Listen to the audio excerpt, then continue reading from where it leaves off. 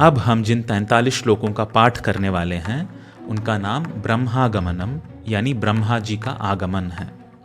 ये श्लोक वाल्मीकि रामायण का पहला भाग बालकांड का दूसरा सर्ग कहलाते हैं।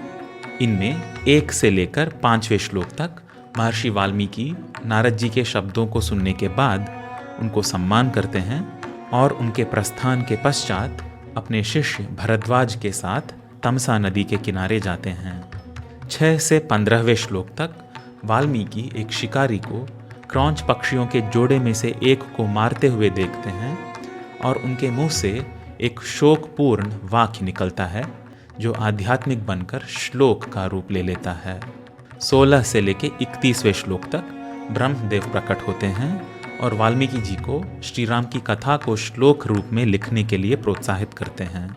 अंततः 32 से लेकर 43वें श्लोक तक ब्रह्मदेव वाल्मीकि जी को आशीर्वाद देते हैं कि यह कथा युगों युगों तक स्थायी रहेगी और वाल्मीकि जी श्री राम की कथा लिखने का निश्चय करते हैं।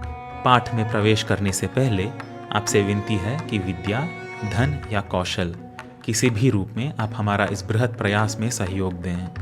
इसके लिए सारे लिंक्स आप डिस्क्रिप्शन और पिन्ड कमेंट में पा सकते हैं। इस वीडियो को लाइक करना न भूलें, हमारे चैनल को सब्सक्राइब करें और इस वीडियो को सबके साथ शेयर करें। आपके समर्थन के लिए बहुत बहुत धन्यवाद। आइए अब वाल्मीकि रामायण का पाठ करते हैं।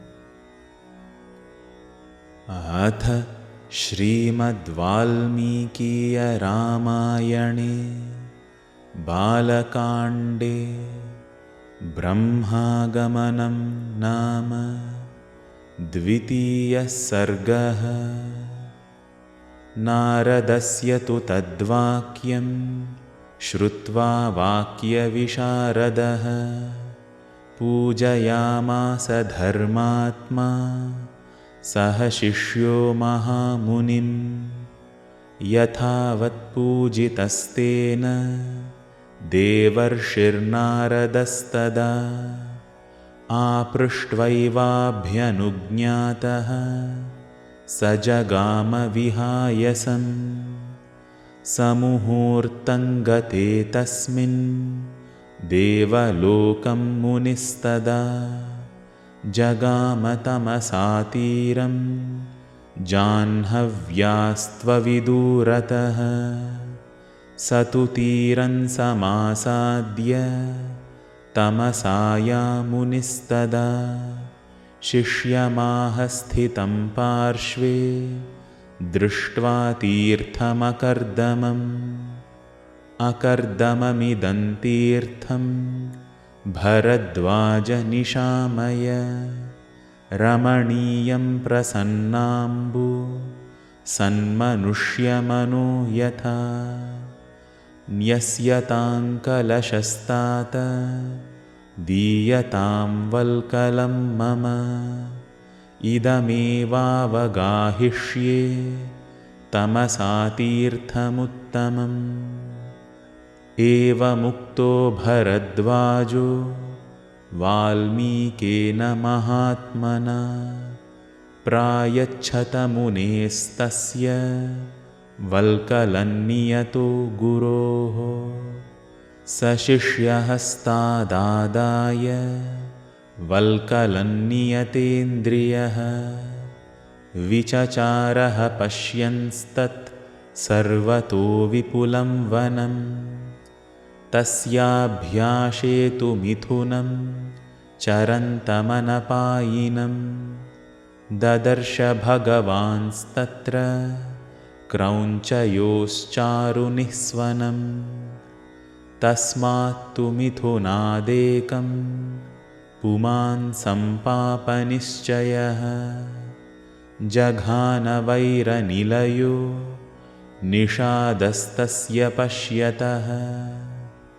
तं शोणितपरीताङ्गं चेष्टमानं महीतले। भार्या तु निहतं दृष्ट्वा रुरावकरुणाङ्गिरम्।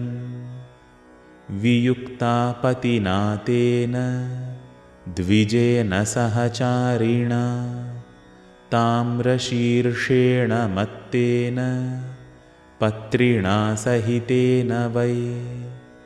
तथाविधं द्विजं दृष्ट्वा निषादेन निपातितं ऋषेर्धर्मात्मनस्तस्य कारुण्यं समपद्यत। ततः करुणवेदित्वा दधर्मोऽयमिति द्विजः निशाम्य रुदतीं क्रौञ्चीमिदं वचनमब्रवीत्। मा निषादप्रतिष्ठां त्वमगमः शाश्वती समाः यत्क्रौञ्चमिथुनादेकमवधीः काममोहितं तस्यैवं ब्रुवतश्चिन्ता बभूव हृदि वीक्षतः। शोकार्तेनास्य शकुने किमिदं व्याहृतं मया चिन्तयन् स महाप्राज्ञश्चकारमतिमान् मतिं शिष्यं चैवाब्रवीद्वाक्यमिदं स मुनिपुङ्गवः। पादबद्धोऽक्षरसमस्तन्त्रीलयसमन्वितः शोकार्तस्य प्रवृत्तो मे श्लोको भवतु नान्यथा।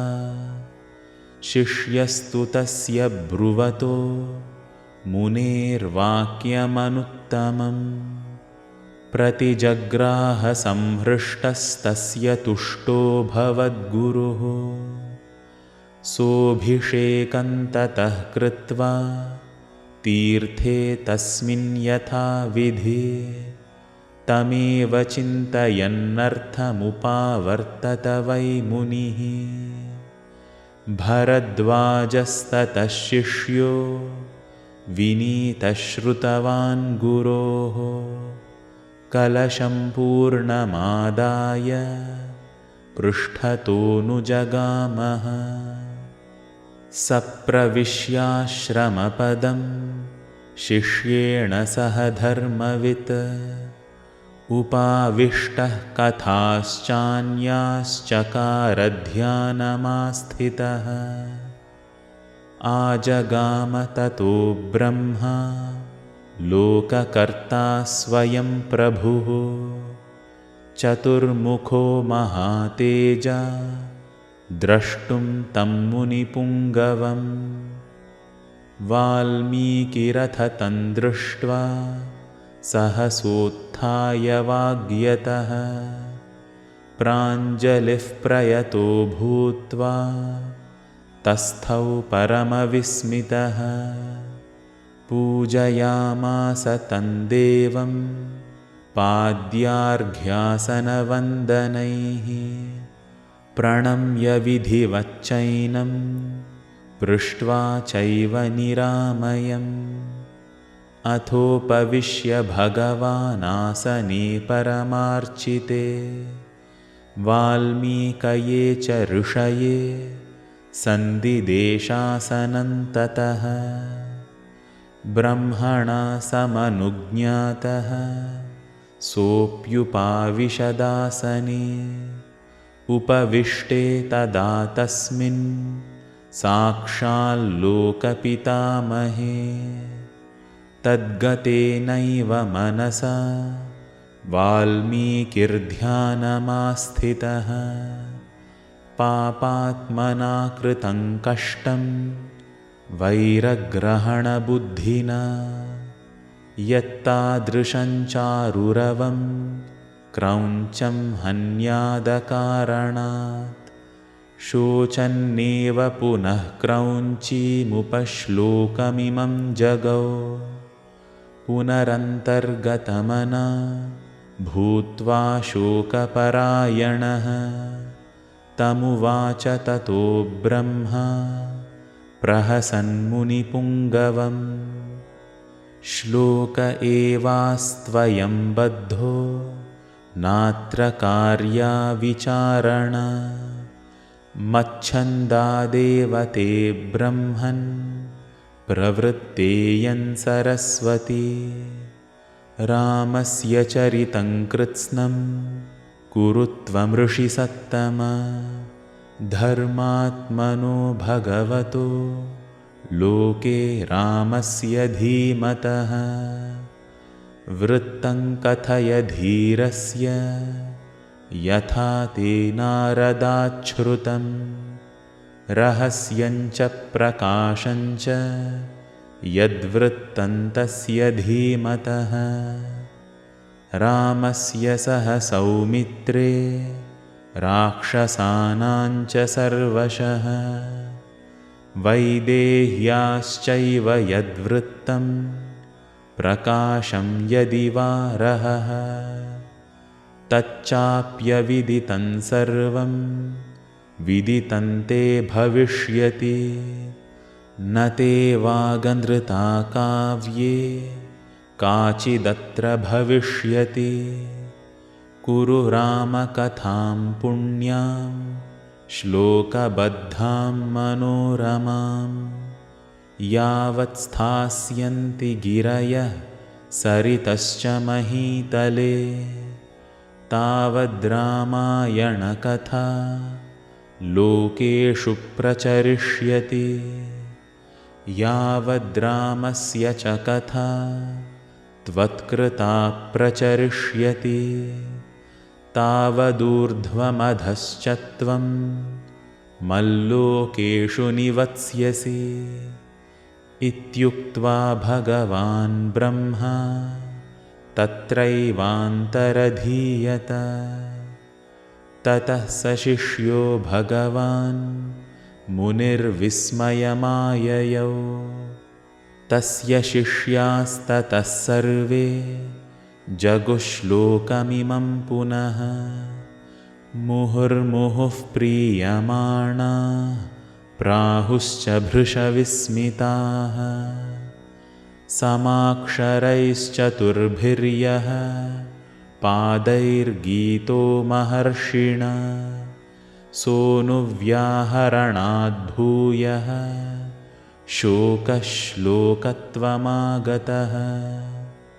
तस्य बुद्धिरियञ्जाता वाल्मीकेर्भावितात्मनः कृत्स्नं रामायणं काव्यमीदृशैः करवाण्यहम् उदारवृत्तार्थपदैर्मनोरमैस्तदास्य रामस्य चकार कीर्तिमान् समाक्षरैः श्लोकशतैर्यशस्विनो यशस्करं काव्यमुदारदर्शनः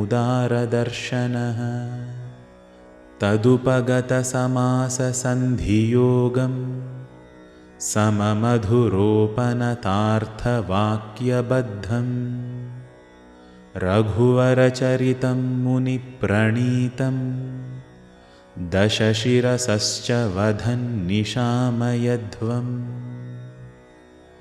इत्यार्षे श्रीमद् रामायणे वाल्मीकीये आदिकाव्ये बालकाण्डे ब्रह्मागमनं नाम द्वितीयः सर्गः।